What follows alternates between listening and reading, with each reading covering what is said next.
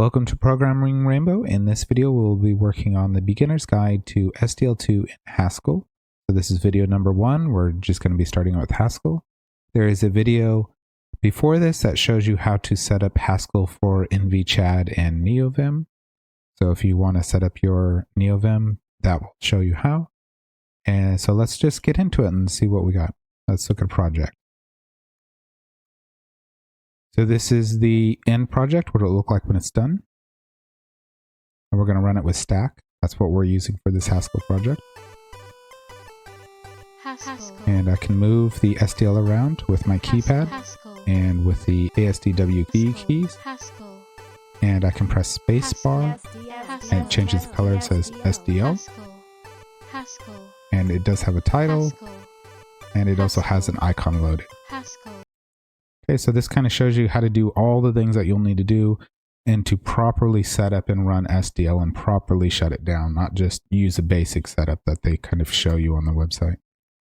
Okay, so I am using stack and I've noticed that I need my GHC that is installed in my system lined up with the one that I'm using in stack, at least for NeoVim to be happy, and I'm not exactly sure if this is always necessary or just on my system. So I know that I'm using GHC 9.2.8. So if you go to stackage.org and you look at GHC 9.2.8, you'll find that it is LTS 2026 version.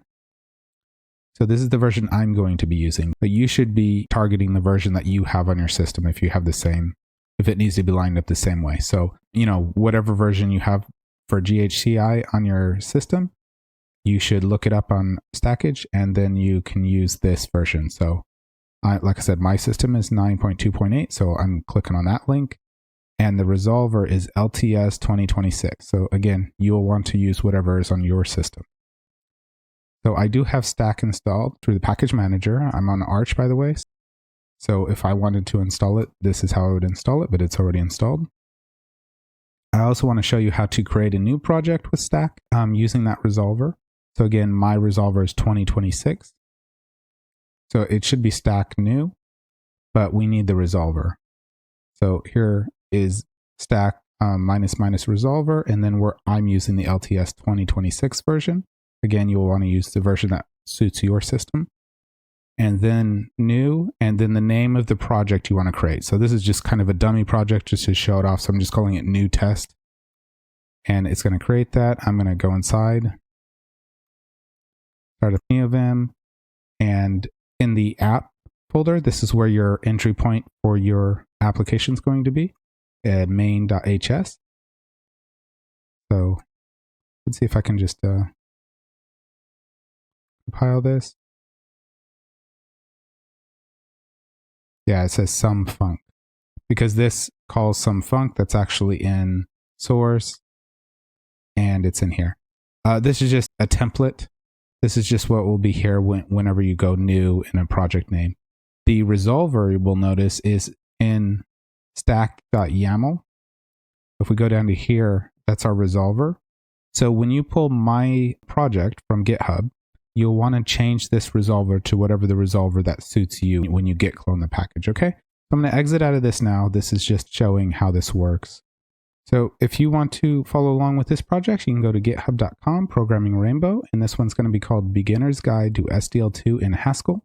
You can git clone this. This is going to have everything that you need. It has all the source code for all the videos, all the way up to the end. It even has an alternative version that I was using originally, using IO-ref instead of state T monad transformer. So I just left the old version of the code there. So if you want to check out that version, you can as well. They're in all the tackled folders. But basically, all the work that we're going to be doing is inside of app. Where is that folder? Right here, app. And each one of these video folders has just got a single file in it that you could copy into app, just the main.hs. This is just all the videos to build up this project.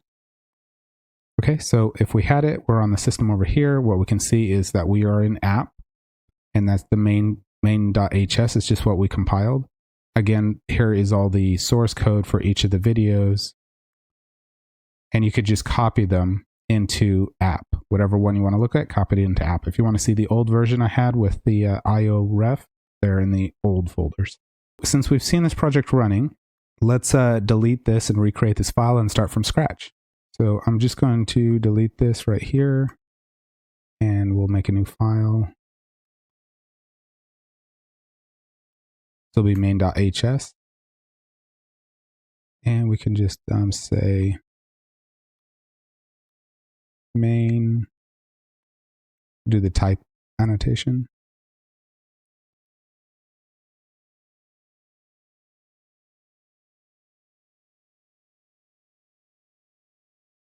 We just say put Berlin and hello.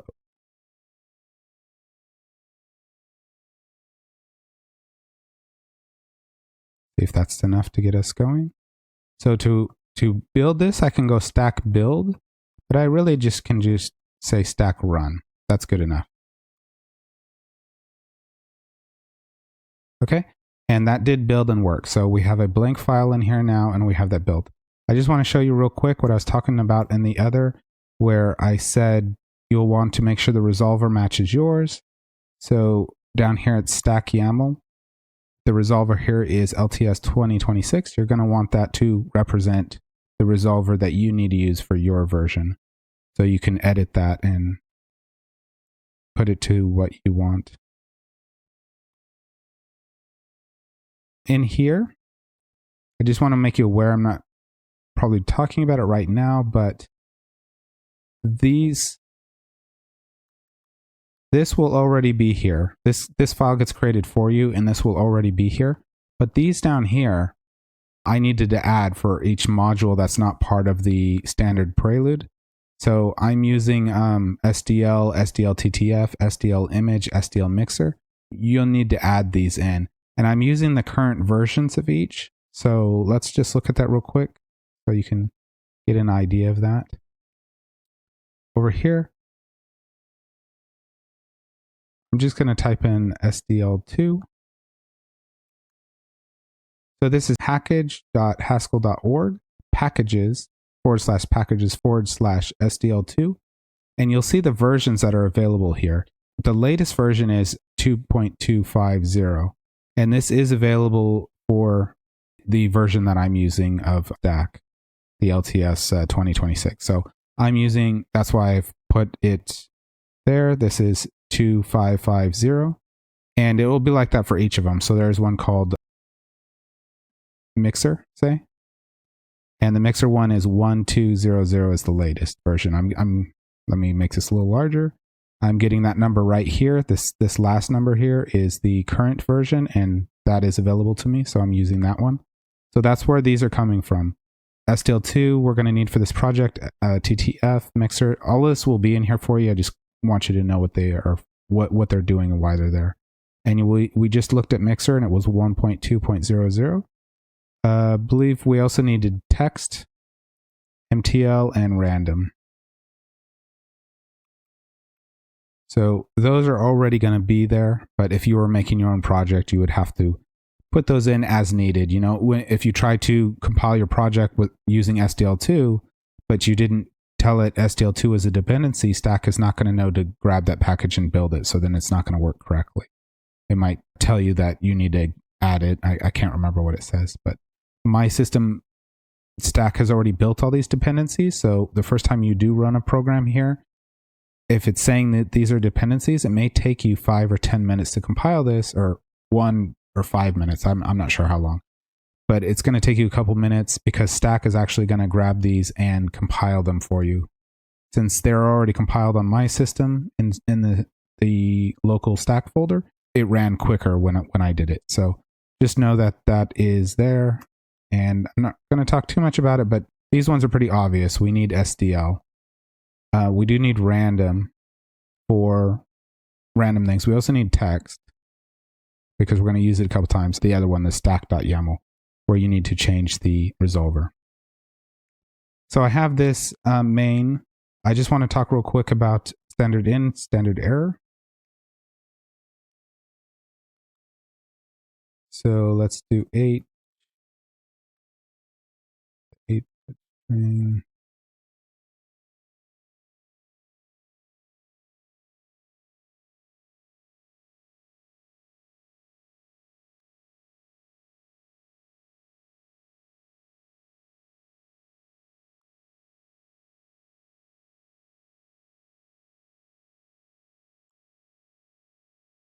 Okay, so I'm going to use my other file as a reference because I can never remember the name.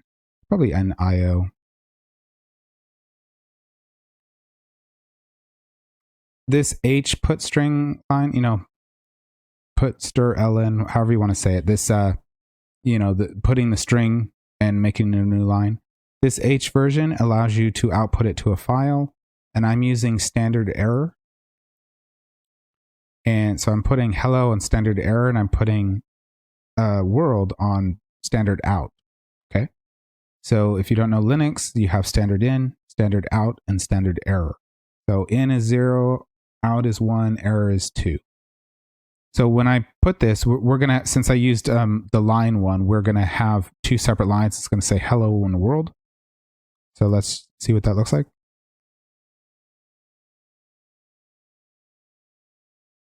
Okay, we got hello in world. Now if we take, say, error, and we put it to null, we just get world, because this one is being sent to standard error, not standard out. And if we take standard out and send it to dev null, if you don't know dev null's like, it just tells it to go nowhere. It's like a black hole. So we just get hello with this one. This is saying that standard out is being sent to dev null, but standard error is still getting through.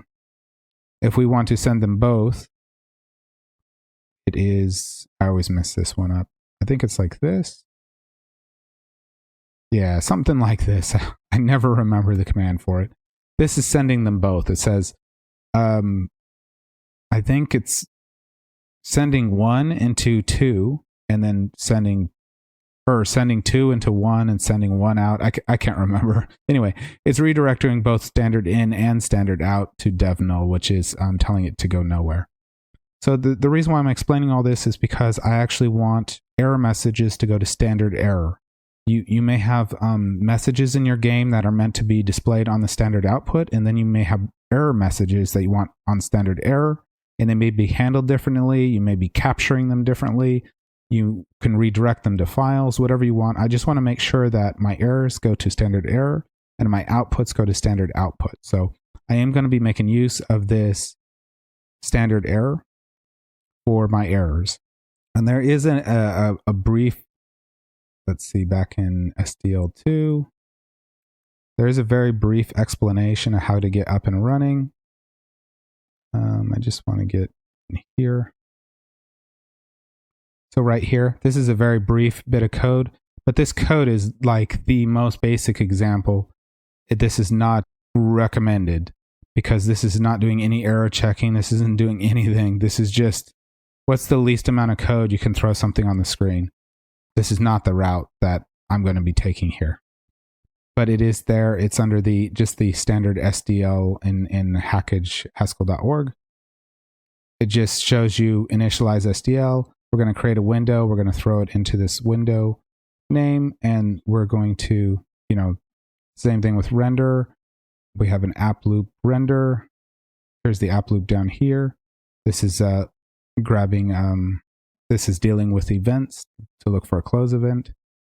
But you can't really do anything with this. I mean, it looks cool as a toy thing, but you can't really take this to anywhere, and you don't really want to write code like this. So this is good just for a reference maybe to look at, but we're not going to build like this. Okay, so let's break this out into, I'm going to make a game loop first. Let's look at my code here. I'm going to make the game loop first because we need to deal with this state transformer monad, and I don't know the best way to bring up that topic. So I'm going to make game loop. And right now we'll just make it an IO action. So what I'm going to do is I'm just going to yank this here and put it up here. Oops.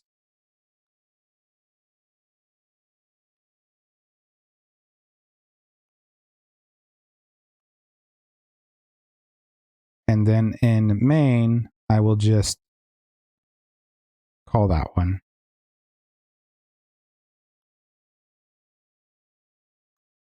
Okay, so nothing really has happened here. I'm just going to compile it again.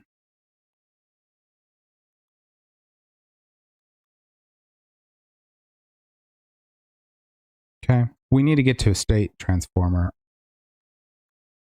So I'm going to make a new type. I'm going to use data later on. But for right now, since it's only going to have one item in it, I'll just use new type. But I'm making a record and I'm going to use that as my state for my state transformer. So new type, and we'll call this game state.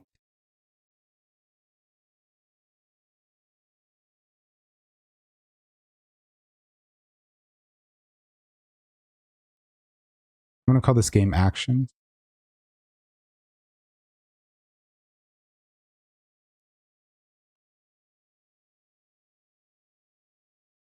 Oh, yeah.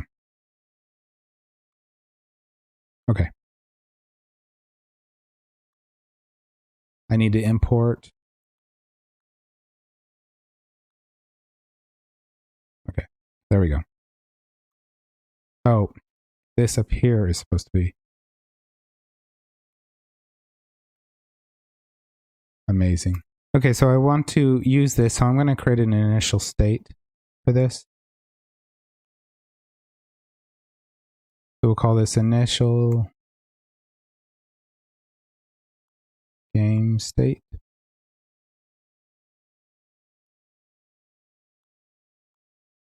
And its type will be game state.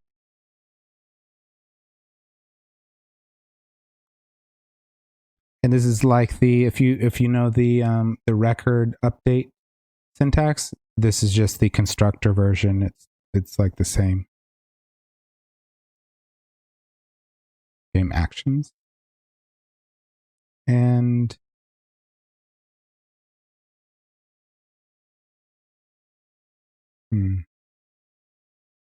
I kind of want to throw in an initial.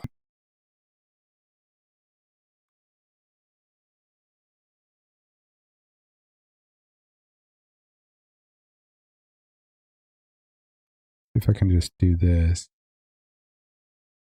I probably have to.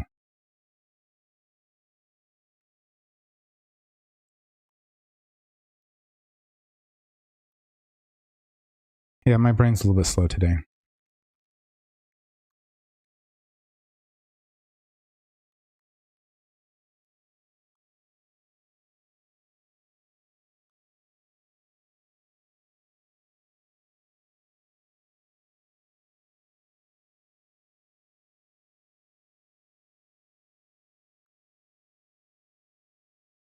There we go. So I have this, I want to get rid of all these warnings. That's why I kind of want to just push on to something to get it to do something. So we have this record that holds game actions, which is a list of IO actions. And we have an initial action in there, which is just, we'll just put hello because we're going to change that immediately anyway. So what we need to do is we need to now run this game loop with the state transformer using our state. So that's what I want to get to real quick to make all this stuff work. So in here, I'm going to change this game loop from an IO action to the state transformer using the game state on the IO action. So I'm going to change it to state T game state. And in here, well, we'll worry about that in a second. It's going to complain. We need to change this to, let's pull out the action. We're going to change this to an action. Just for simplicity real quick. So I can get this working. So I'm going to pull out this action. And I'm going to use this gets. I'm going to show a web page here in a second here, so that'll kind of explain it. I just want to make it work real quick. Okay, and then we can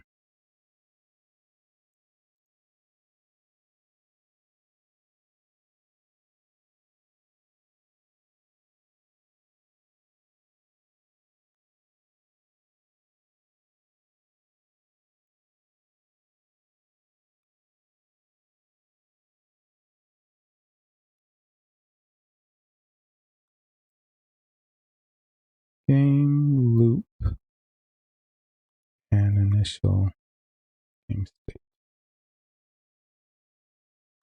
Getting a little closer. This is game actions. That's game actions. Could match IO with char.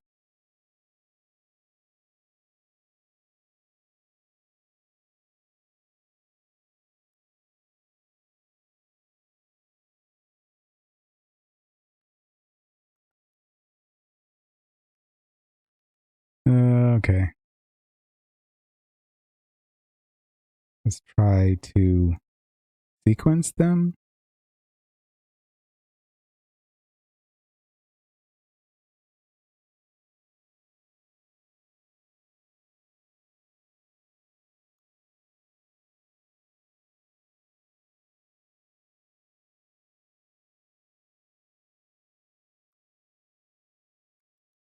Oh.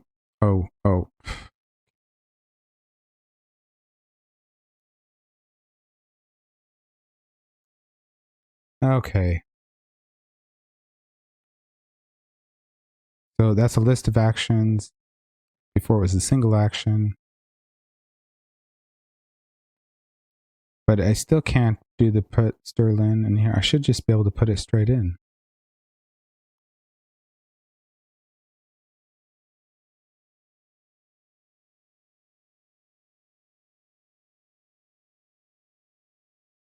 Okay.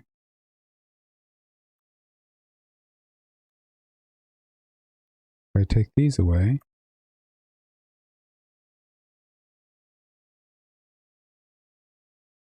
Oh. What I was trying to do was run it twice. I have the action is the put Sterling hello. And I was trying to run the action down here. I was calling this down here on the actual action like this. And that's not going to work. I don't know what I'm thinking. Okay. So I have this game state here. I have an initial game state that I just, for right now, threw in this action right here. Okay.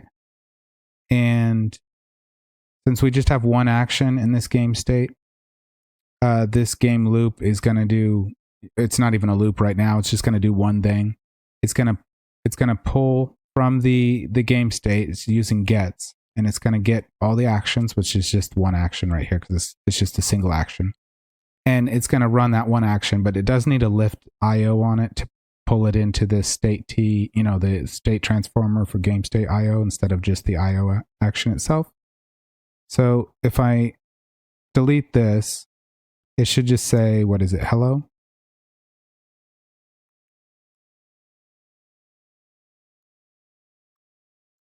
Let's just run that.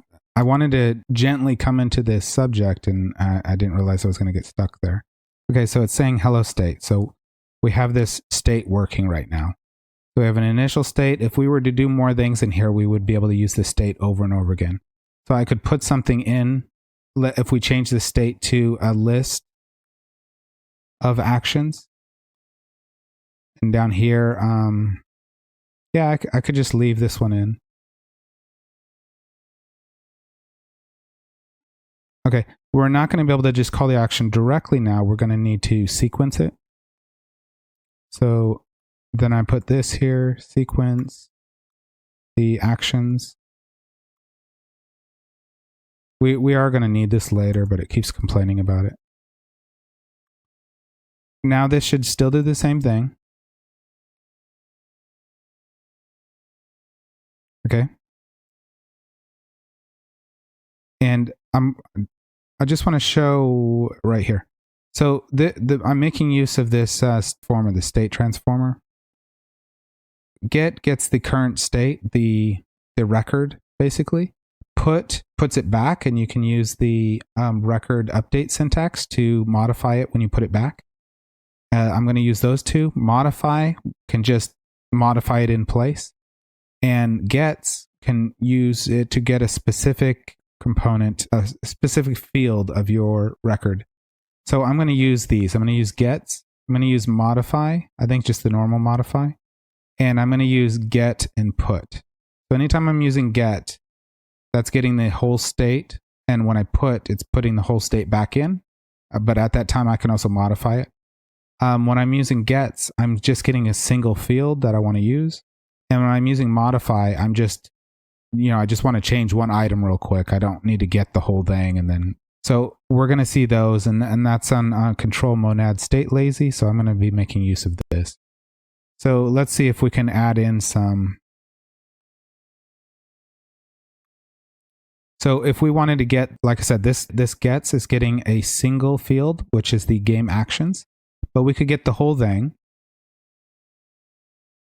We could say get, and it would still be actions. Well, it's getting game state. So it would get game state, and then down here we could sequence game actions, game state.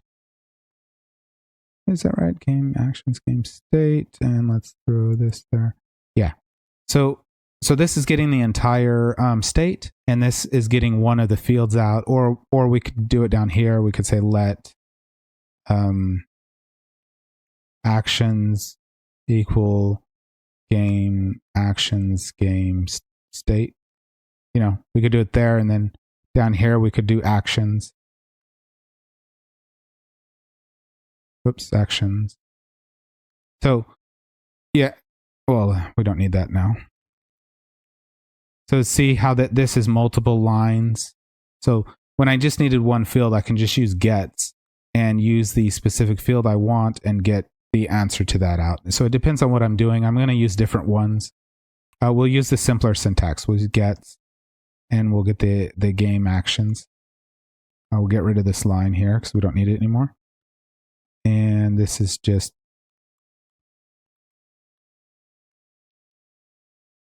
that's fine. We'll do that, but above it, I will get and modify it.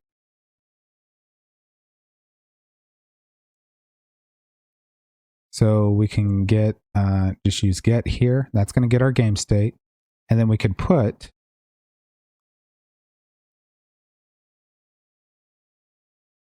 now I'm using record update syntax, and we could put something else in here. So I could take the current actions and I could prepend something to it. So I could add another action. So let's say I wanted to put Sterling new action. That's just going to print new action to the terminal. And then I'm going to, I need to put the field.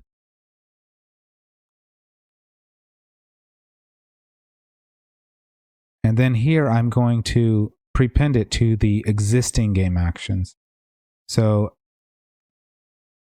that should be game actions.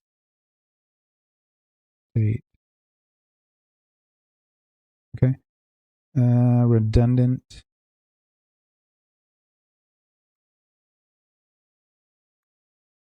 So we have this hello state, and then we're going to put this in front of it, new action in front of it. And then we're going to grab out actions again. So we've grabbed the entire state and called it game state.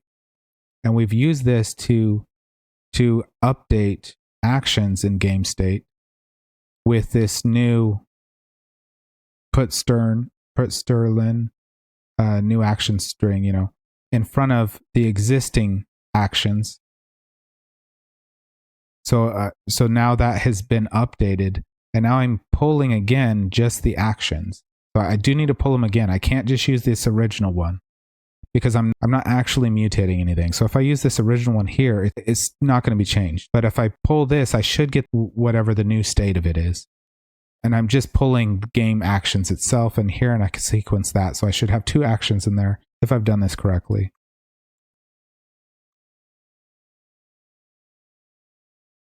So there's our new action and then our hello, because hello was the original action. New action was prepended. Let's move on from this print stuff. So I hope that just kind of understands what I'm doing with this game state. I just want to show the other thing I'm doing right here. Basically, when I do everything, I'm going to do two things. I'm going to be trying to run something safely and seeing if it errors or not. And if it does error, I'm going to use those actions to clean up everything I've loaded up onto the heap so far. I'm going to be shutting down in reverse order what I have started up or whatever I've loaded. And I'm going to make an error message that I understand and also print out the error message from SDL and Haskell. But then I'm going to I'm going to add a cleanup action, which is going to be adding to my game state each time. Okay, so it's basically I'm going to have a safe run that if it fails, it starts unloading, it sequences the actions and unloads all the resources. And if it succeeds, after it succeeds, I'm going to add, if I have a new thing to clean up that thing I just loaded, I'm going to add that to that. So I'm going to be doing that over and over again. So basically I need this run safe and add clean. So add clean is just adding to my actions. So where is add clean? So add clean, I'm going to take an IO action and it's going to return this state transformer game state IO action. Okay, so I'm taking an action. I'm getting all the actions. Sorry, this should be game state. I'm getting the game state, and I'm using the record update syntax to modify it. We could use update, or we could do it this way. We could do it either way. So I'm going to create this. I'm going to call it add clean because this is going to be cleanup actions is what it's really going to be.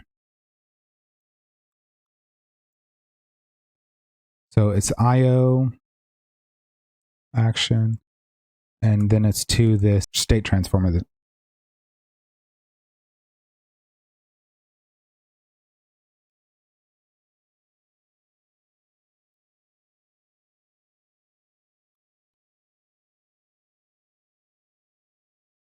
And the first thing we need is a new action that we want to add. So basically, we've done it manually here. We've added something manually here. I'm just extracting this out into a function.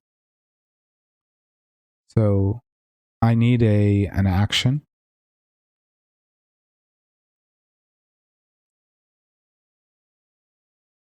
So I want to grab the current state. So I'm going to call it game state. And that's get. So whenever I use get, it's grabbing this state right here, whatever the state that the state transformer is holding on to, and it's given me the snapshot of it, what it looks like right now. Game state is basically this whole whatever the current version of this right here. And now I want to use the put to update it. So this is a game state. And I want to update the action. So I'm going to prepend it.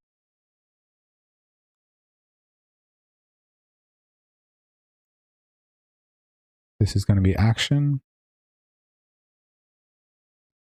And it's game actions, game state.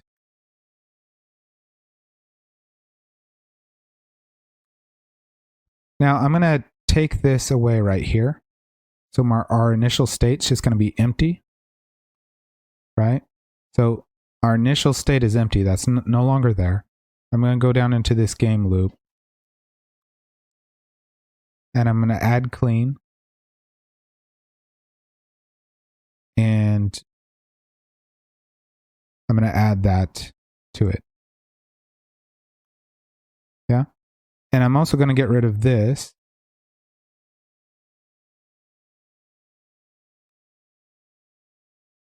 I'm just going to add clean on that as well.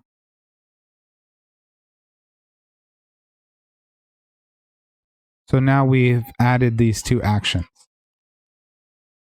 So that should look exactly the same. We're adding these two by using this function that is, and the state is being managed for us because we're using this evaluate state t in the game loop with this initial one. So this is being handled for us through the monads. So let's try this. Okay, still works. Great. Now, if we wanted to do another version of this where it was modify, we could say modify, and we'll call it game state. So we got game state, and then we're just doing the exact same thing as up here. I'm just going to grab this.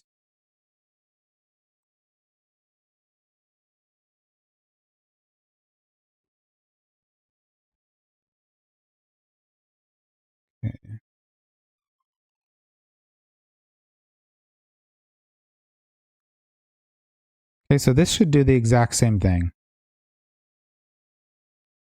as the old code. This would be another way to do it, just by using modify instead of get and then put. Yeah, there we go. So I'm just going to leave that version there.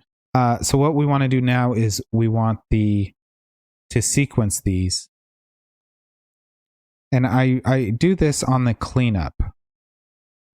Let's say we have this exit clean right here.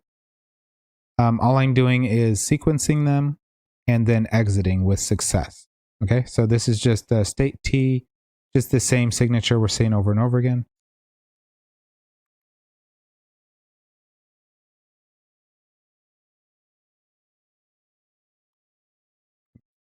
State, this one's a state T, game state, IO.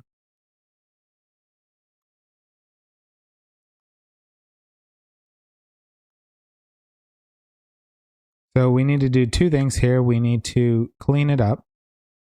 We need to sequence it. And we need to exit. So since I'm not modifying anything, I'm just going to use the gets. So I'm going to say action, gets, and we want game actions specifically. And then we want exit success. Okay. And fine, not used. Yeah, okay. Yeah, we didn't sequence these. I think all of these need to be lifted as well.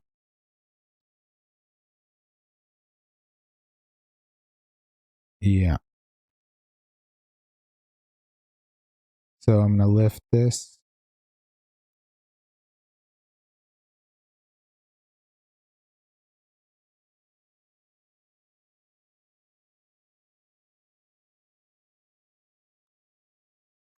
Okay, so now if we do this, I can just call here. I can just call exit clean.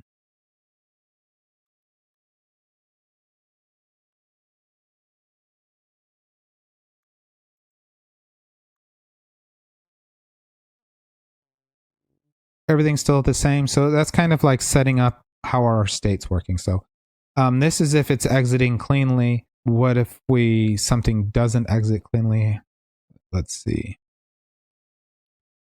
So we need we need this kind of safe run right here, safe run. This basically uses catch to run one of some action that I send into it, and then an error message just in case that action fails. And what it's going to do is it's going to print out the error message that I gave it. It's going to also print out the SDL Haskell error message from the exception. And then it's going to sequence the actions that are the shutdown sequence. And then it's going to tell it to exit. So this safe run basically is saying we're going to use catch to run some action that we've sent in. And if this action fails, the catch, what we're doing next is this one. This is if it fails. I'm going to run another function that I'm going to play that's error clean. So this is like exiting if there's an error. I called it error clean. You can call it whatever you want. But I'm just going to pass in the actions to this one. Right here, I've already pulled them out instead of having this one also be in the same. Let's do this one first, the error clean, because this one depends on the other one. So error clean, I'm taking in a single action. I'm taking in a string, which is my personal error message I'm going to create. Some exception is going to be passed in. And we don't know this return type. And we're going to see why this is later trying to make a little, I use it in different situations. So here's our action, here's our error message, and here's our exception. And we're just using the put strlen, the std, to print the error message that I give it and add a colon to it. And then we also want to print out the exception. So since exception is part of the, has the show class, so we can just use print on it. And then we're going to sequence the actions to shut everything down, and we're going to exit failure. Okay, so I'm going to make this error clean.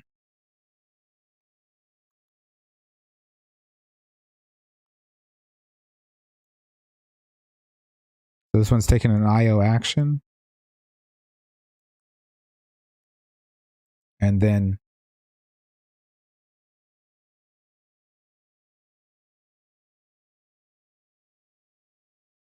string. We're going to have some exception. And then IOA. Okay, error clean, and we need the actions. We need the error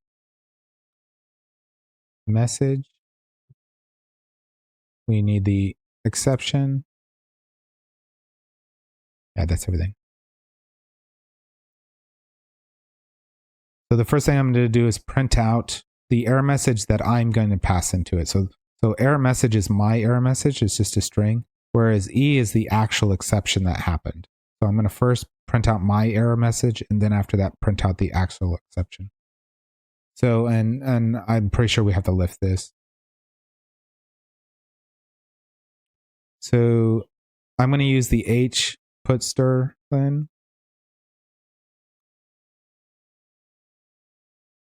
We're putting this to standard error, and I want to concatenate my string with a colon. I don't want to write colon every time. I just want to write the string that's the message, but I do want it to print with a colon. So I'm going to do my error message, and then I'm going to add a colon to whatever my message is. Okay. I think we need data text. I'm just going to pull, I think, this one in.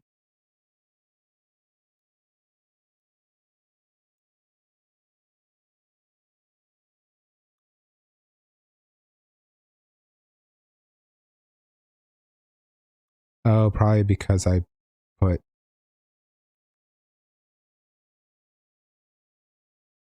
I'm not using it yet though. So why?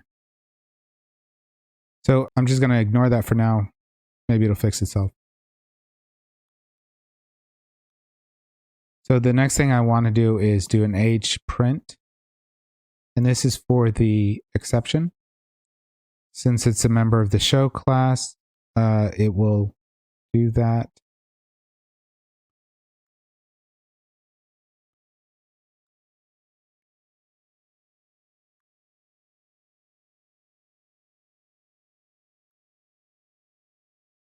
And we need to exit failure. Oh, I'm missing do here.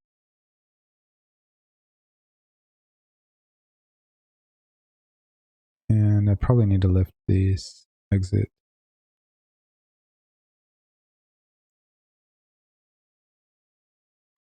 Okay. Oh, an error. Is it this one that I accidentally?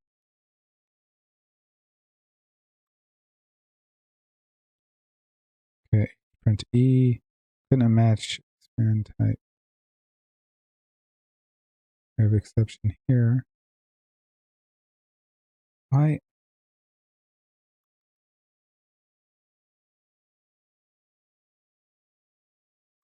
It's putting stuff there that I didn't want. It's making it specific when I need to use more than one. And it's putting space there. Okay. Oh, I didn't put the standard error.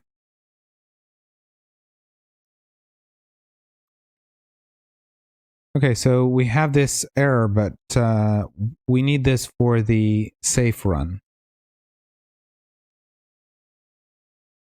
The safe run down here takes some kind of IO, and it's going to take a string, and then it's going to return some type of state, the state transform or some type of IO.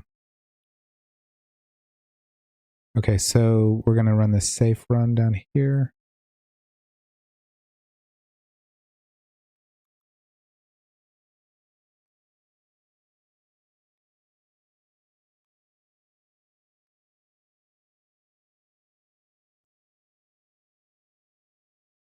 The string,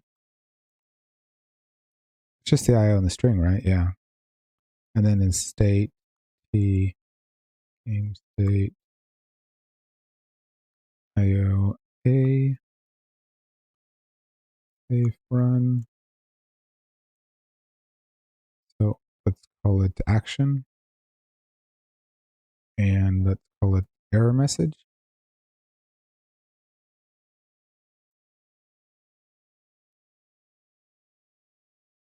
Okay, so we need to evaluate, well, we need to catch this. So we're going to write it like catch and the action that we want to run, which is action. And then if it fails, we want to call this error clean that we've just created right here. I could just put it directly above it.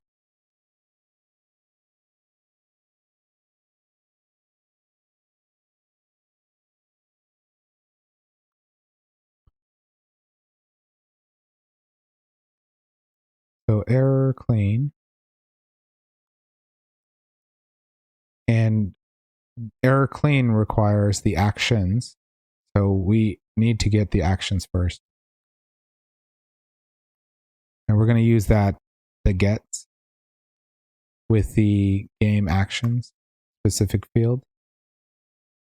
And so we have that. Error clean needs the actions and a string. So, and the string is going to be the error message.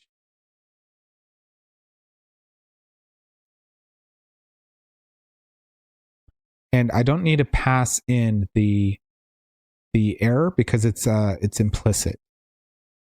So the error already exists. So I don't need to pass the E in. It's implicit from catch. But we do need to lift this.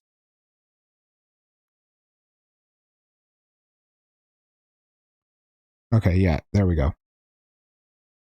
So now we can run something, and if it fails, it's going to print something out. And it's going to shut down everything.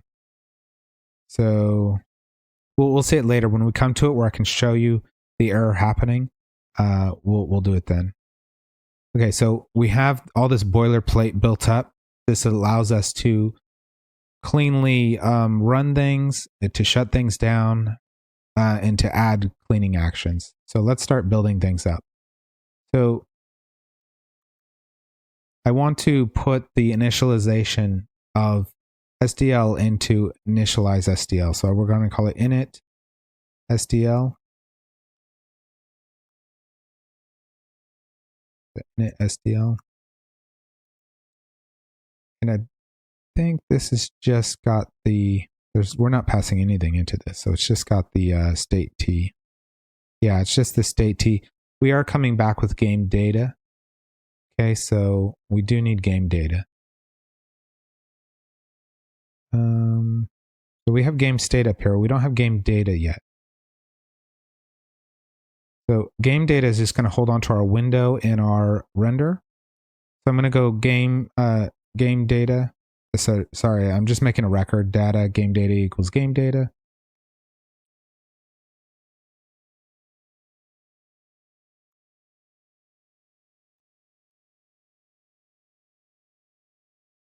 Data equals game data.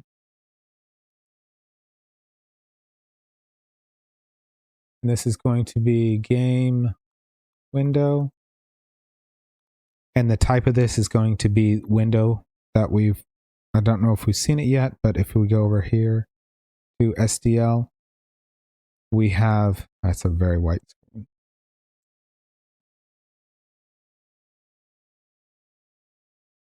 We have this window type right here. Okay, and it's going to be prepended with SDL. We also have this render type. Okay, and we can see it in our example right here, this window render thing. So I'm going to put that in game data. So the type is SDL.Window. And there's also going to be game render. This will be SDL.Renderer.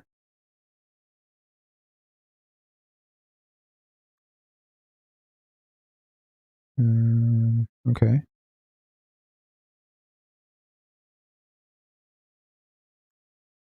Okay. It said the formatter failed for a second, then it's fine. I don't know why. So I have this with these two. And what init SDL is going to return is it's going to initialize SDL and it's going to return to us that game data. So this is going to be state t. Game state. Game state. And then it's going to be IO.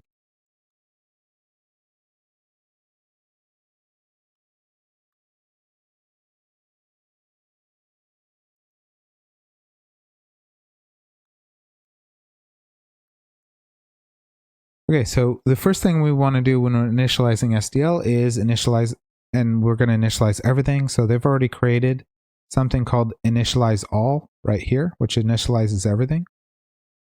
This brings on the timer, the audio, the video, everything.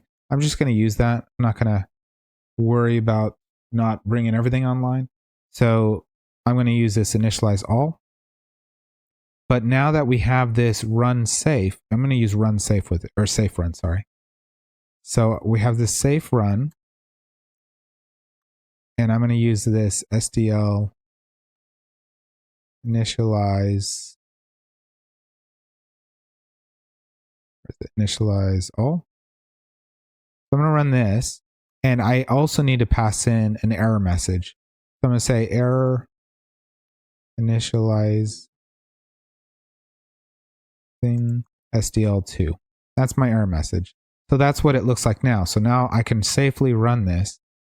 And if it errors, it's going to unwind itself correctly. And if it completes, I want to run something else. I want to shut down SDL. So the way you shut down SDL is with SDL.quit. So I'm going to add that to my cleanup actions. I'm going to add clean. And the action is just going to be one action, which is just SDL.quit.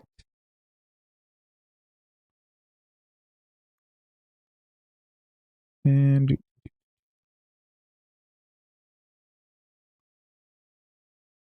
add clean.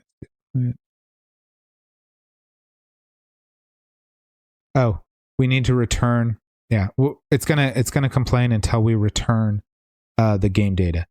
So we're not returning the game data yet, but that's okay. It's going to be pretty quick now that we have all that boilerplate in place. So we've initialized SDL. We've added a quit action, and I actually want to add one more action before that. I'm just going to yank this right here, go up here, and I want to add an all clean, so I know that it's working. This will be the first action.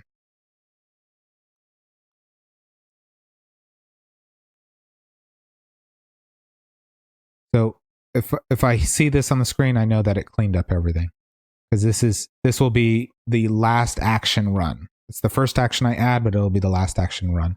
So we have initialized SDL. The next thing that we need to do is create an SDL window. Let's go back here, and we create an SDL window, and they're just using the default window. I want to use the default window, but I want to modify it a little bit. I want to be able to control the width and the height, and I also want to center it. So this window position is right now on whatever, and I want to change the window position Where is it?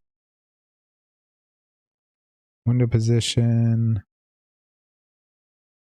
Centered. I want to use this centered instead. And I also want to, let's go back to I also want to change this vector to 800, 600. This right here, this window initializer size. I actually want to use 800 by 600, but I want to control that it's 800 by 600 so that I can change it later if I want. But everything else in here looks fine. So I'm going to make my own default basically. So this is the default window. I'm based on window config. I'm going to make my own version. So I'm just going to use the record update syntax again to make my own version.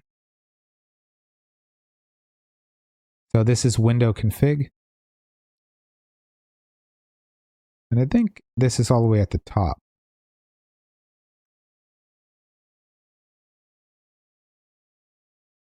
So I think this is my window config, maybe. Let me check the name of it. My window config, yeah, my window config. And we're changing window position and window initial size.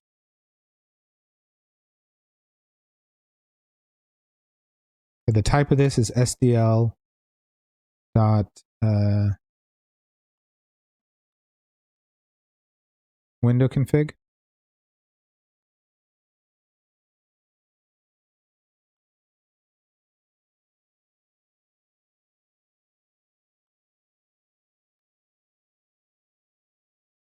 So I'm going to use the default config. It's going to be SDL default window.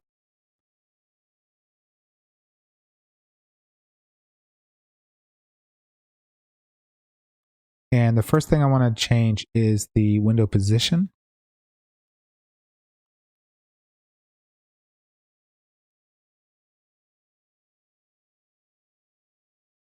Window position.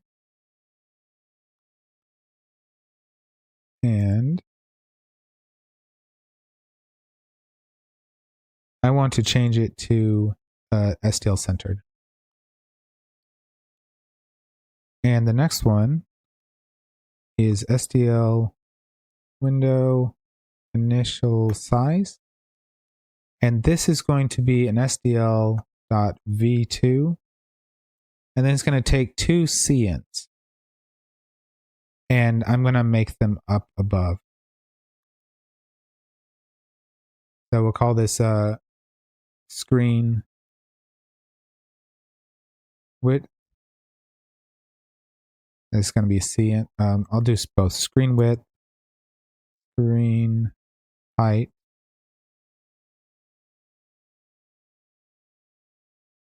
This is cint. And I'll need to add this above. It's like foreign types, foreign C types. Import foreign C types, yeah. Cint. Where is it? It's under this one.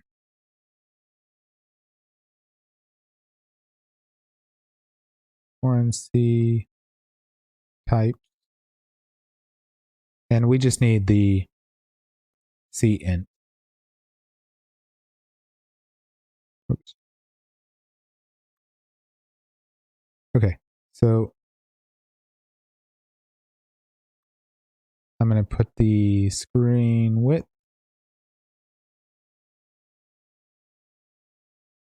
to 800. I know these are the same as the default, but then I'll be able to change them anytime I want. Screen height equals 600. Okay, so let's see, right here, we can put these two in now. Screen width and screen height.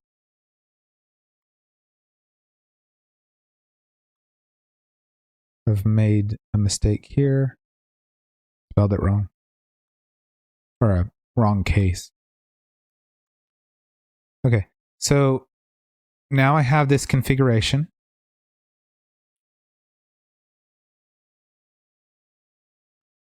So I can go down here. And the reason why well, let's just do it and get this stuff to go away first, and then I'll come back up and talk about it.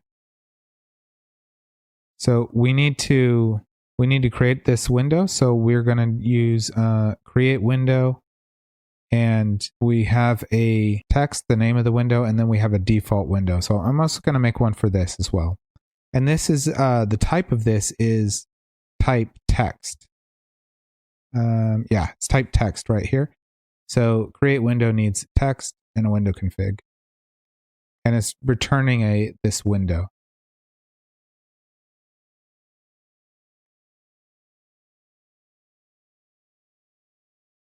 So I want this, let's say window.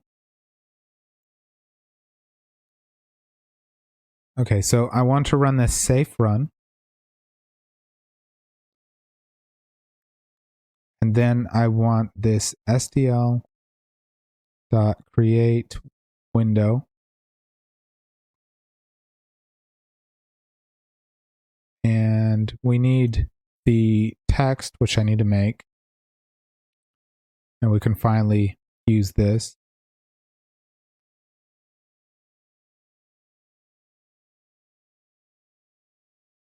So I'm going to make the title, the window title.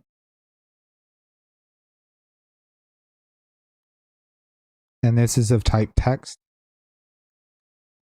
And you could add in a language extension, so you could just type it in directly, but I'm just going to use pack to pack it. So there's also pack here, because I only use it a couple times. So you could put a language, they did it here. This language extension, you can do this. I just wanted to explicitly know what I was doing. So instead of doing that, since the list of characters or the string, I can use pack, turn that into a text from a string. So I'm just going to do that.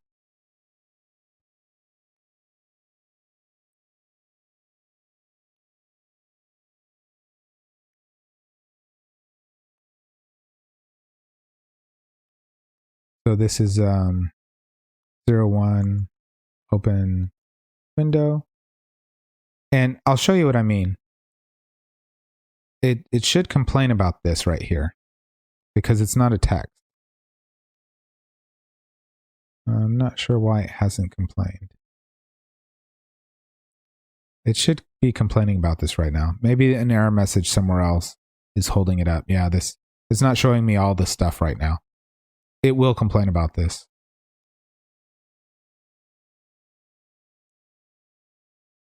So we got window title and my window config. And we also need an error message, which is error creating window. That'll be the error message. Okay. The last in the next person. Yeah. We're still not done with this, so it's going to give us errors no matter what.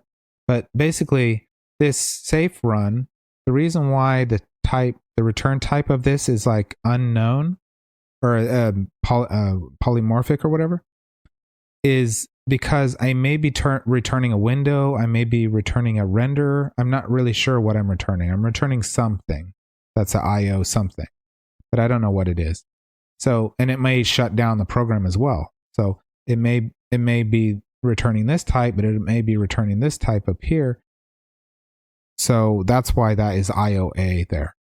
So this is returning a window. It's doing it in safe run. Okay. And if it does, the way to destroy a window is with destroy window. So I'm going to add that to my cleanup. Add clean.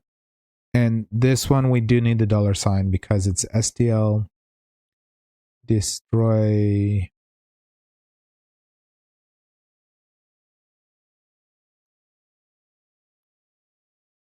window, and then we need the window. Okay. Yeah, it's not. Yeah, I know. We're probably going to get a ton of errors until we get to the end of this, because it needs to return. It needs to return game data. So we need to do one more thing. We need to create a renderer. So render. And same thing, I'm going to use this safe run on it.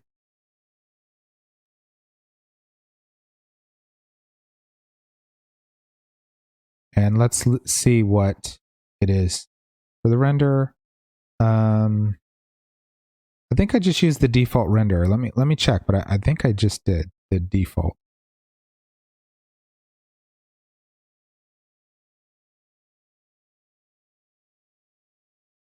Yeah, I just used the default renderer here with -1. So let's look at create render. So we need the window, we need a cint, and we need a render config. This cint, I believe, -1 is like the first available. This may be software rendering, yeah. Created 2D. Well, no, that's the software version. Sorry, I want to know what this.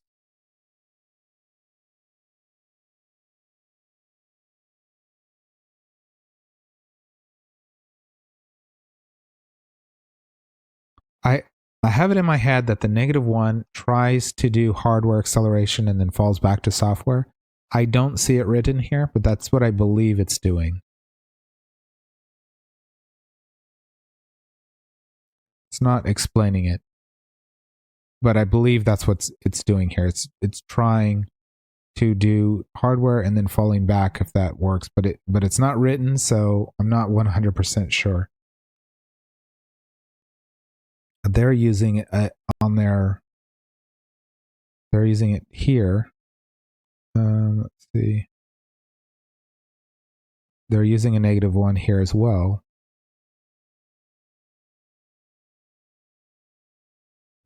If you wish to use the 2D graphics API, create a renderer. Okay, they don't explain it. I think it's trying to hardware accelerate it, but again, not 100% sure. So let's just continue on. Anybody can look it up on their own if they want, but in SDL,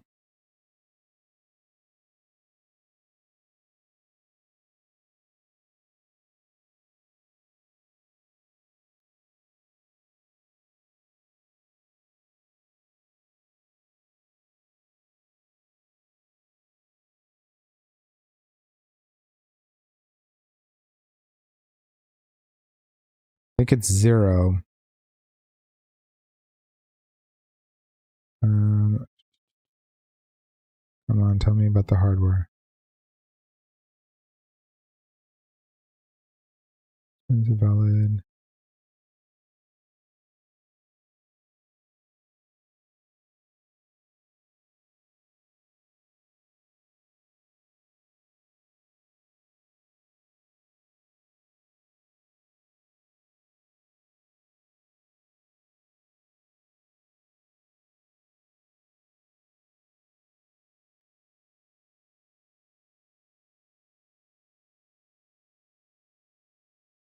I also think if you pass null or 0 into this one, not a 1, 2, or a 4 or 8, just put 0, that it also tries that. But again, oh, now we're digging a hole. This is what catches me out. This says it's a software fallback. So I believe this is the default. But I don't know what -1 means. I think it's also just like the default, but I'm not 100% sure. Yeah. Okay, but we're going to use the default, or we're going to use the -1 and then the default render.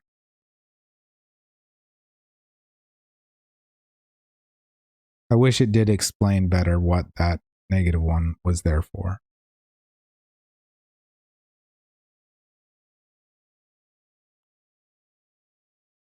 So we are going to run that same. So it's going to be SDL create render, and it needs a window, and this -1, and this default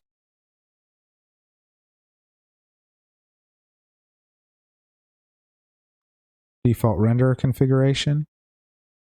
And we need some kind of message if this fails. So we'll say error creating render. And if this does succeed, we want to destroy the render. Add clean. And this one's going to be SDL destroy render. Oh, it's not capitalized.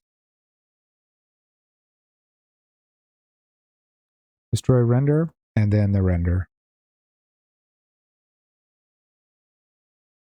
Okay. Did not match. Oh, so it's complaining about the text now. Right here.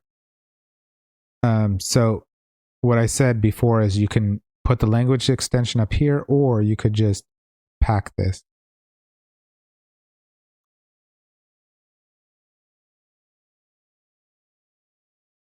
Couldn't match type.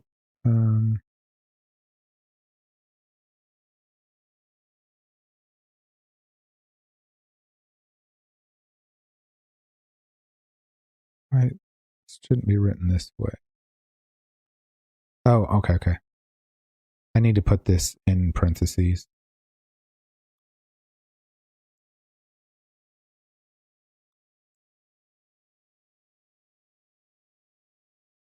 And the same with this one.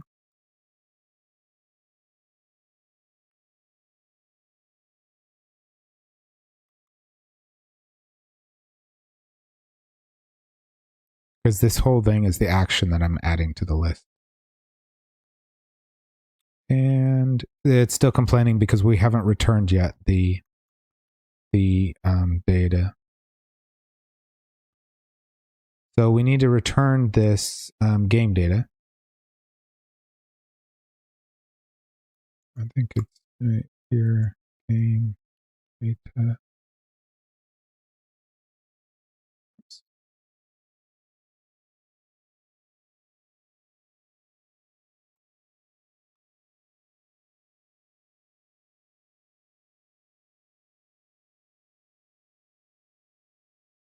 So game window is going to equal window.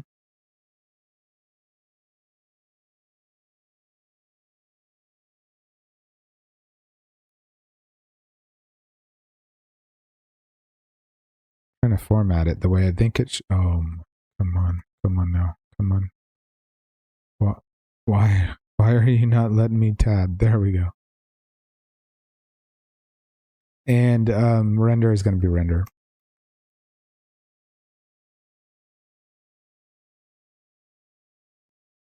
See, this should be next line down probably. Okay, now it's starting to look better. So now when we call this, it's going to return this. It's going to return this, the game data, which is just the window and the render in the game data. But it also has this, anywhere that it messes up here, it's going to shut itself down correctly. So we have the game loop. So in the game loop, we can basically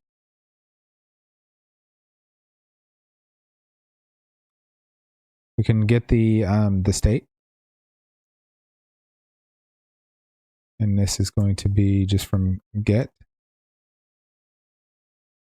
And then we can let window equal game window game state. Sorry, not game. Wait. Not game state. What am I doing? This needs to be linked up, doesn't it? Yes, it does. We need, game loop needs to bring in.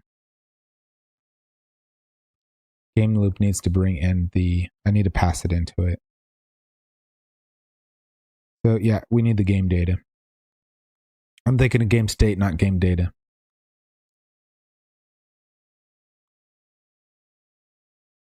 So we don't need this here.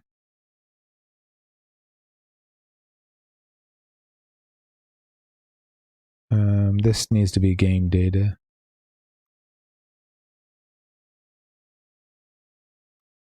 And here we need to be passing in game data.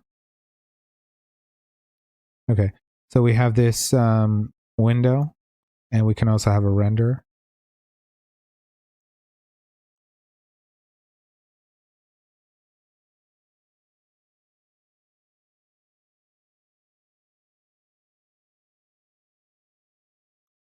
Okay, so with SDL, let's just look at their example project here. We want to clear a render. Where did they do it? Oh, they didn't even do that, huh? Yeah, they did. Here. Clear render, present render. So we want to do both of these things. One, we're clearing the render. It's like whatever we're going to draw on, we need to clear it first. If we actually don't do this, even if we're not drawing anything on it, it won't be displayed on your computer correctly. And I'll actually show that.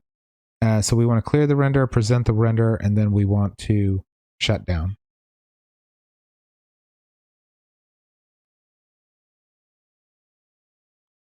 So what if we don't clear the render and present the render? What happens?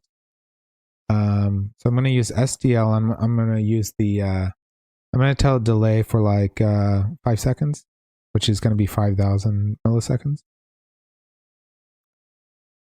And it's going to complain about this for a minute. I'm just going to comment that out. So in here, I want it to run game. So initialize SDL, and I want to take the output of initialize SDL, and I want to stick it into the input of game loop. So I could tell it to do this. I could say init SDL, and then I could, output game data, something like this, right? And then I would have to, but then I also need the game state too. Since the game state is going through both of these, I'm not going to do that. I'm going to bind the output to the next one. So I'm just going to do this. This is going to bind. It's going to take the game state's going to follow through, but the game data that is being returned from init SDL is going to be an input to game loop. But the game state is actually existing in both of them. So I'm just going to do it like that. So this is going to be game loop like this. It should work like that. Okay. Why does it say game data? Oh, because I never use the game data. Yeah, fair enough. Okay, so what should happen here is a window should open up, but it's not going to look right. It's not going to be a black window. It's going to show a border, but it's not going to look right. That's if it works. So okay, here it is. And if I move it around, see it's not right. That's what happens if you don't clear the render and present the render. So we need to do that. We need to clear and present the render. Let's do that.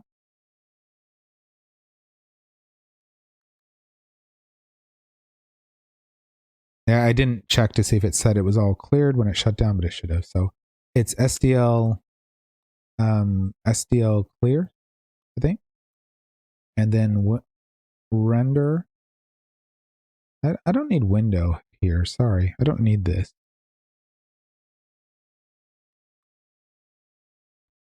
I just need the render. And the other one's going to be present.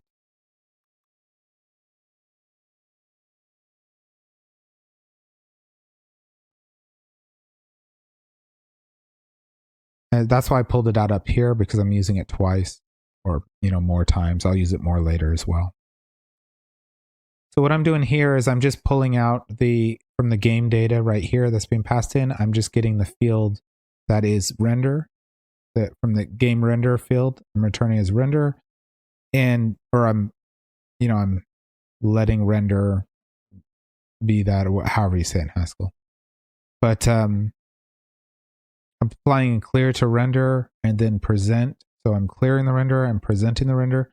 Then I'm waiting 5 seconds. So the window is going to stay open for 5 seconds and then it's going to close. And then after that, I'm actually just going to clean up and shut down the program. So you can't close the program now in this state. If you try to close it, your operating system will probably say your program is not responding because it's not listening to close request. That will be in the next video. Right now, it's just going to stay open for 5 seconds and close. So let's do that. This is all boilerplate in this video. So, okay, so we should get a black screen this time. Yeah. And yeah, it's still black screen. We should have a title up here. Good. 5 seconds, it closes. And it says all clean. And let's throw another one in here somewhere at the very end before we return. We can say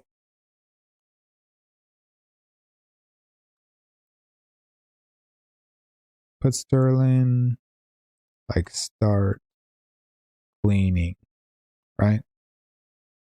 So it should say start cleaning and then all clean. We could put a message with each one of these. You know, I just want to show you that it is actually doing something. When we load an image, I'll be able to show you it failing. Well, what happens if I put like 5 here? Let's see if we can get something to fail. If this will work. I don't know if that'll work. Oh, it did fail. Okay. So it says error creating render. Now this is my message that I created right here. Where is it?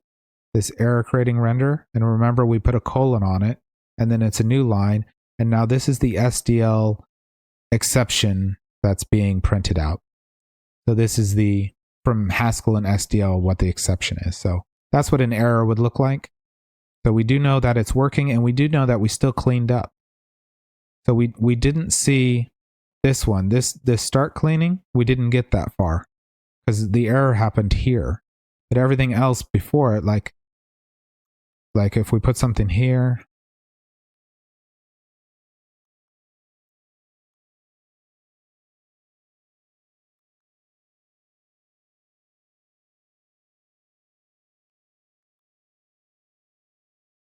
we should see the almost clean, and then, but we don't see the start cleaning.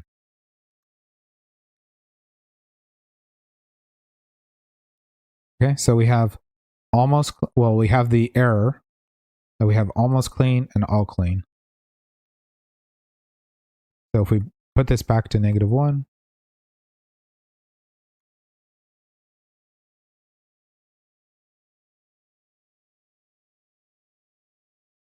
okay, it's going to stay open for 5 seconds, and then it should say start cleaning, almost clean.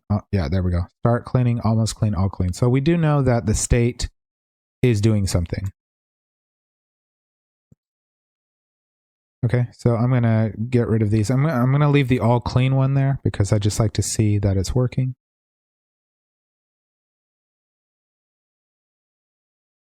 We are opening a window, we're clearing the renderer, we're displaying it, and we're closing the window. I know this is a very long video. I tried to go as fast as possible. I'm not very good at explaining this. So this is all boilerplate in this video, but this is meant to set up, you know, we can use these run safe and this state monad. It's going to be used through the rest of the project. So the other videos will not be nearly this long. This is a lot. This is a third of the entire project right here, just in boilerplate, and it not working until it's all the way put together kind of deal. But again, the reason why this guy's polymorphic right here is because we may be sending back a window, we may be sending back a render, we may be exiting, and it needs to have the return type of this game data. So that was a requirement to get this to work. So yeah, let's just start from the beginning. We're using exception. We're using the state monad, the state T. We are using text, and if you don't need pack, if you just want to use the language extension, I can show that real quick. So if I grab this right here, this overloaded string language extension, if I were to put this at the top here, then I don't need pack anymore. And it'll just work. Okay. It's complaining because I don't need this now. You know, let's, and it doesn't just complain in the, in NeoVim, it will not compile as well.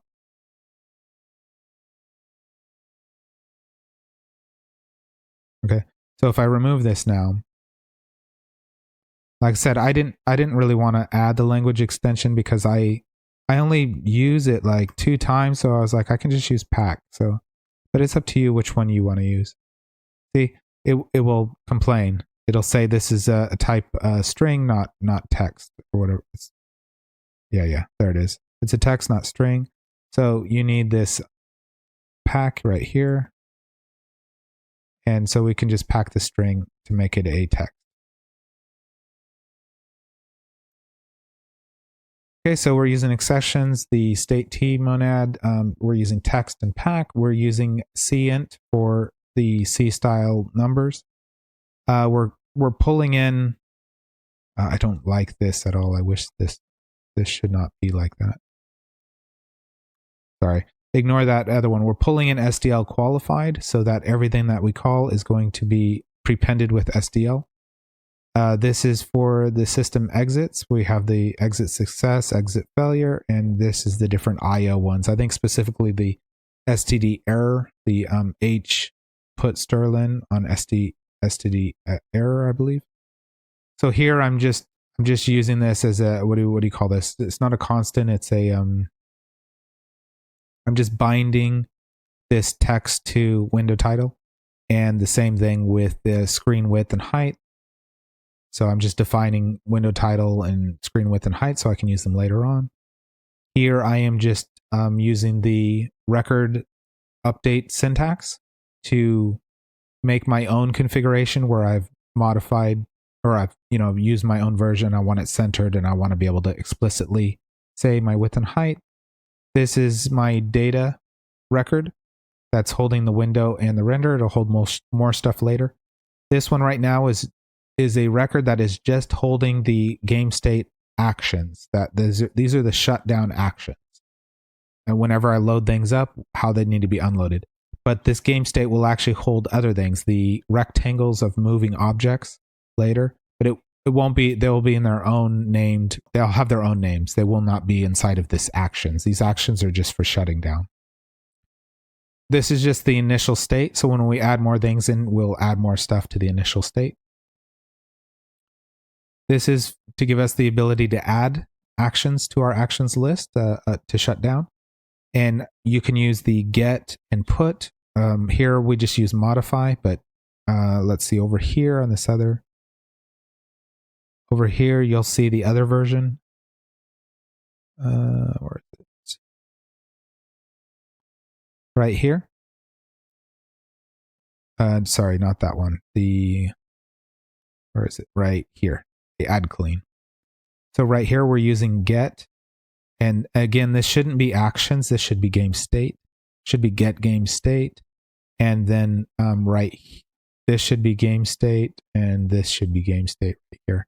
But anyway, because we're not getting the actions, we're getting the entire state, and we're putting back the entire state. So I've mislabeled this.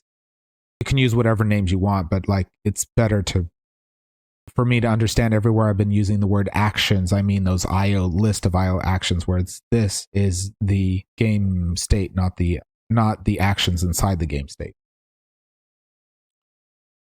This is the right here, game actions is the actions inside the game state. So this should be game state, but it still works.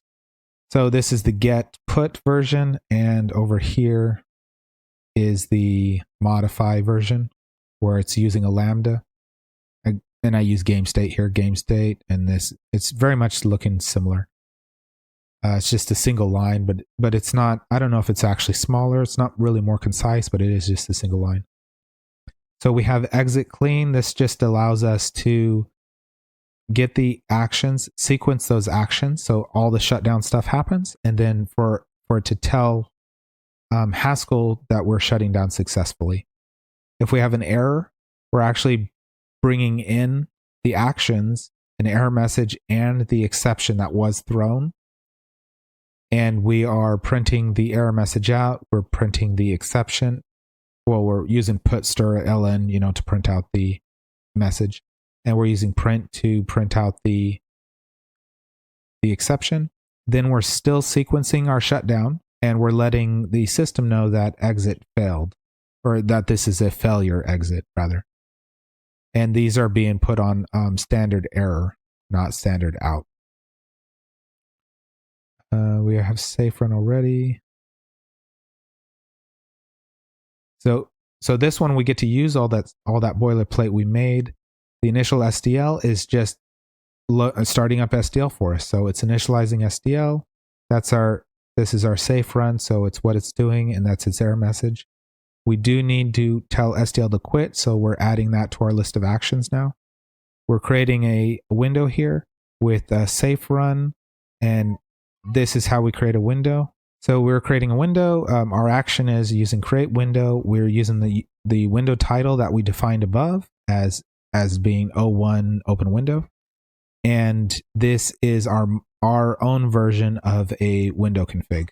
And this is our error message, and we need to destroy that window. So we're adding that to the actions to destroy window, the window that we just created. Same with render. It's very much the same. Safe run, render. We need the window. We need -1 for some reason. I think it's to do with the render, not sure. And we have the default render, and we're just using the default. We're not changing anything this time. So that one, and the way that we clean it up for our cleanup actions is to destroy the render, and there's the render. Now that we have a window and a render, we can return it. So it's being returned from init SDL, and it's being used as an input to game loop. Game loop is taking this as an input, but since they're both state T transformers on this game with this game state on this IO action, or whatever you want to call it, monad, we can bind the output to the input of the other one. So I'm using this funny bind operator here, but it's basically taking the output. If I didn't do it this way, I would need to capture both the game data and the game state, and then evaluate the second one separately with that game state as its input to the evaluation. And there's no reason to do that. I can just sequence them here like this. So the output of SDL.initialize is going to here, and then this is running, and it's actually not running in a loop right now. It's just running one time, 5 seconds, and then cleaning itself up. I hope I explained that decently. If you have any questions, let me know in the comments, or if you have anything that I missed or said wrong or something like that, add it to the comments so everybody else knows the correct information. I'm sure I've said things incorrectly many times in this video. So I hope that was entertaining. Thanks for watching. Have a nice day. Bye.